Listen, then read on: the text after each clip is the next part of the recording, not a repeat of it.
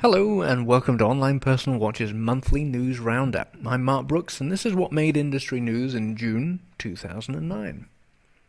A recent survey conducted by Opinion Research for eHarmony found that 51% of single parents believe that they and their children are better off emotionally when the parent is in a committed relationship. The survey asked single parents about their motivations for dating again, and 3 out of the top 5 answers were to have a mother or father figure in their child's life, to share parenting duties, and to appease their kids. This very point is the top reason Arena and I particularly enjoyed devoting our time and career to the internet dating industry. Internet dating services and matchmakers promise to help people make better matches. Better matches mean happier families and kids. Happier and emotionally healthier kids may, we hope, lead to a society that won't self-destruct in future generations. This is a good cause and what makes the dating industry a particularly rewarding industry for us personally to work in.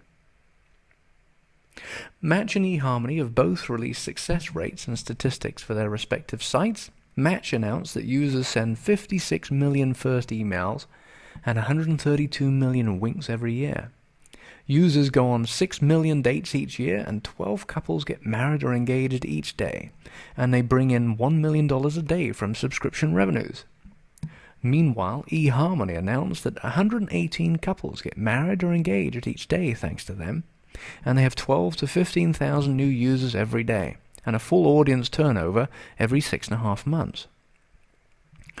This item attracted a bit of discussion on OPW between a few of our readers. James Horan, the former Chief Psychology Officer from True, raised several very good points, stating that the number of marriages or engagements is meaningless unless one also knows the divorce and breakup rates for the matching services. And he also said it's more useful to know how many of those relationships turned out to be stable.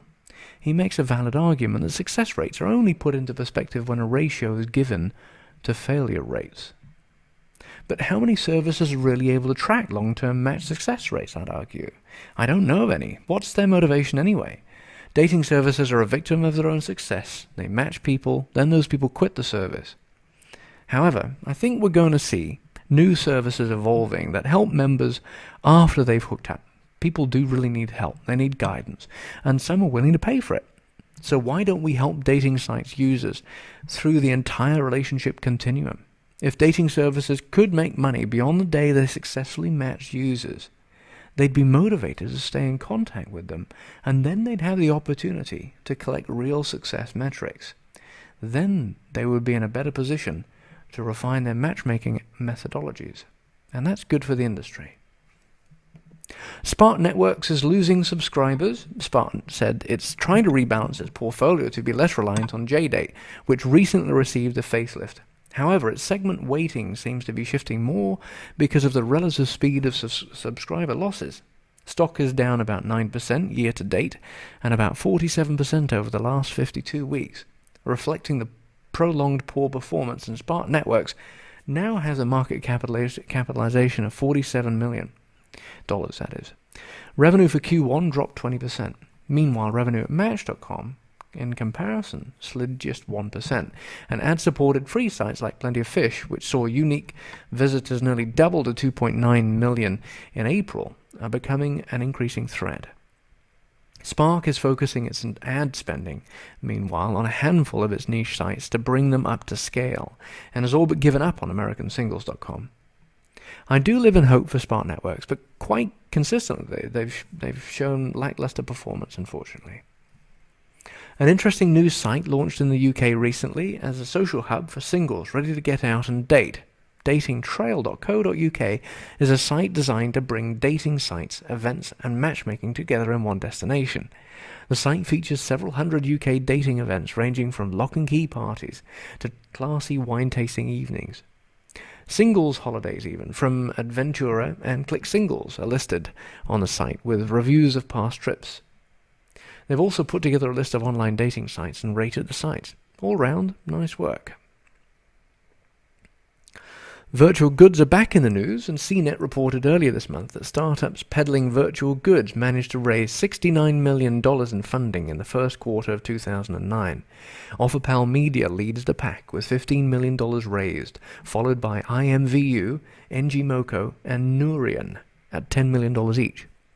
The author of the article states that what is not yet clear with virtual goods is what business models work and what segments of user populations are the best targets. I should note, Online Personals Watch is sponsored by Viximo, and they provide a virtual goods platform for dating and social networking services. Viximo maintains that everybody buys virtual goods, surprisingly enough. One of the most interesting user behaviors, by the way, is that many users buy gifts for themselves, just to show that they have gifts attached to their profiles. The Milwaukee area Office of Great Expectations is being sued by the Wisconsin Justice Department for apparently violating Wisconsin's no-call law, exaggerating the number of participants' marriages, and misrepresenting its prices. The lawsuit alleges that Great Expectations sells memberships that allow access to a database containing photos, videos, and profiles of other members, but actually just search non-affiliated websites for names of Milwaukee area singles, who are then called by company telemarketers. The suit also alleges that telemarketers tell potential customers that unless they are living in a cardboard box, they can afford the service. They try to obtain financial information to see how much a potential customer can afford to pay for their membership, and use high-pressure, oppressive tactics, including holding driver's licenses or credit cards to keep people from leaving during the interview process. Ultimately, GE's model is kind of defunct with the rise of video dating sites like WooMe and SpeedDate.com. Anyone with a webcam can do a Skype call with someone interested in meeting from a dating site. Yentas have a future, but unless GE goes through a metamorphosis soon, their brand will metastasize pretty rapidly, I'm afraid. How about providing more matchmaking services? PlentyOfFish.com and world-class rapper Flo Rida are teaming up to unveil his latest video, Available. While dating sites have often been featured in movies and TV shows, Available marks the first time that the online dating industry and the world of hip-hop have partnered up to spread their messages across both platforms. Now, without question, the biggest and most controversial issue that sprung up during June was the announcement of a lawsuit against Match.com. Sean McGinn of Brooklyn is suing Match for misleading members by posting profiles of prospective dates that are unable to respond to any interest in them because they don't have a paid subscription. McGinn is accusing Match of causing humiliation and disappointment for some members who feel rejected when their attempt to contact a prospective date gets no reply. We actually spoke with Nora Hart, the attorney representing Sean McGinn, and it's her assertion that Match defrauds the consumer of their time and personal investment every time a person pays a Match subscription fee and writes to a member who doesn't have the ability to read what they wrote or see their profile. The one main thing that they seem to be pinning the case on is the fact that when you look at a profile, you can't tell if a person is a subscriber or a free member. You also cannot tell how long it's been since they've logged onto the site beyond 3 weeks. It is this practice that they want to go after Match for. And should they win, this would have a significant impact on every dating site that doesn't list a subscriber status or caps activity reporting on their members at 3 weeks or so. Nora Hart, the attorney, contends that when a subscriber cancels their subscription, their profile continues to appear to be that of an active subscriber. Nothing indicates to the viewer their limited access to read emails or respond to them. Now, the problem with this argument is that just because someone cancels their paid subscription to a site, it doesn't mean that they're canceling their membership.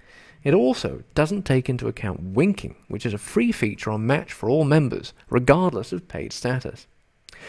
Also, what she fails to take into account is that there could be numerous factors contributing to a client's failure on the dating site, from his photo or profile, to what he says in his emails, and even his dating strategy.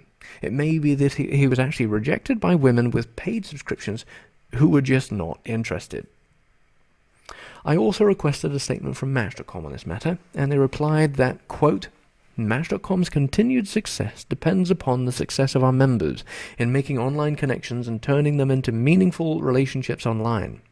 The allegation that we would deceive our subscribers by encouraging them to connect with inactive members therefore makes no sense, and is contradicted by our 14-year record and hundreds of thousands of members who find someone special on Match.com every year. We understand that finding romance, offline or offline, can at times be emotional and personal, and we wish Mr. McGinn well in his search. But his lawsuit is without merit, and we will defend it vigorously. Close quote. Mr. McGinn's attorney is seeking a jury trial, and it will all come down to what the people decide and how strong his claims of anguish can sway them. Of course, the argument may be diluted by the fact that he did eventually find his girlfriend on Match.com, according to a recent report on Fox News. A number of dating company mergers and partnerships have been announced in the past month, and they are as follows. It's been quite a busy month. Christian Cafe and Singles Christian Network have combined to form one community at christiancafe.com. And IAC completed their transaction with Meetic, meaning Meetic now owns Match Europe, and Match has its arms nicely around Meetic. Meetic has signed a partnership with Microsoft's MSN Portal, which will see MSN providing Meetic's dating and matchmaking services to customers in 12 European countries, no less. Meanwhile, Meet Moi, a leader in location-based mobile dating apparently, announced a strategic alliance with ClearSky, a provider of content and managed services to wireless carriers. Meet Moi will be added to ClearSky's product suite. Next up, Virtual Greats, a virtual goods and sales distribution system, and Viximo, a provider of virtual goods and currency solutions, and also, I should note, a sponsor of OPW, announced a partnership deal providing publishers with turnkey virtual goods solutions, including an unrivaled library of branded entertainment, sports, and fashion content. And finally, Ativio's Active Intelligence Engine has been selected to power Deutsche Telekom's Friend Scout 24, one of the leading dating sites, in fact the leading dating site in Germany, which is now able to create a more user-friendly site with real-time updates. That's all for the June report of OPW's monthly news roundup, I should note. Tune in again next month as we bring you the latest and greatest from the world of online dating. No ads, no fluff, just raw news and CEO interviews served up daily. I'm Mark Brooks. Thank you.